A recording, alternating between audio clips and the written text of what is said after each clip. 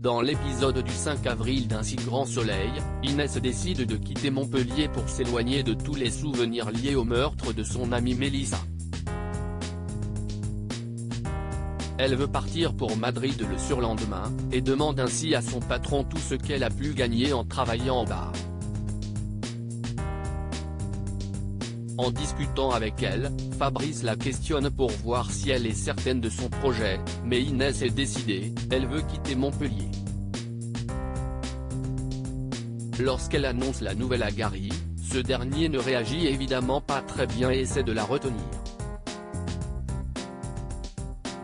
Elle rassure cependant son père en lui disant qu'il pourra venir la voir quand il voudra.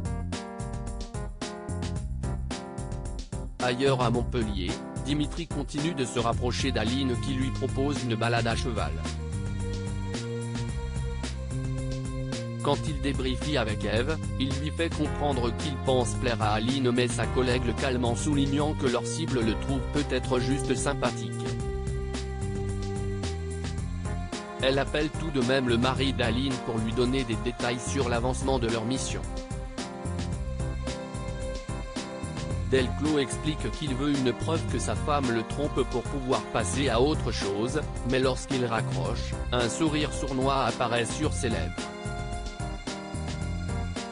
Enfin côté enquête, la disparition de Tresson pose toujours problème aux enquêteurs. L'homme n'étant pas mis en examen, aucun mandat de recherche ne peut être émis, et Tresson est trop isolé de ses proches pour que qui que ce soit ne remplisse un avis de recherche. Afin de pouvoir éclaircir toute cette histoire, la juge Alphand continue donc de se montrer patient avec les hommes de Becker. Becker refuse la démission de Manu est quant à lui réconforté par Eve à qui il confie ne pas pouvoir arrêter de penser à Tresson.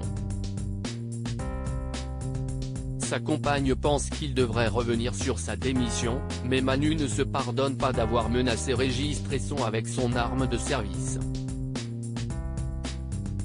Ça n'empêche pas Alex de plaider sa cause auprès de Becker, qui reconnaît que Manu a été poussé à bout par Tresson.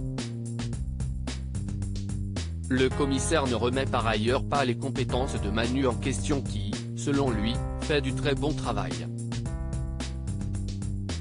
Pourtant s'il semble inflexible lorsqu'Alex lui demande de reconsidérer la démission de son ami, une fois seul et après avoir beaucoup réfléchi à toute cette affaire, Becker décide finalement de déchirer la fameuse lettre de démission.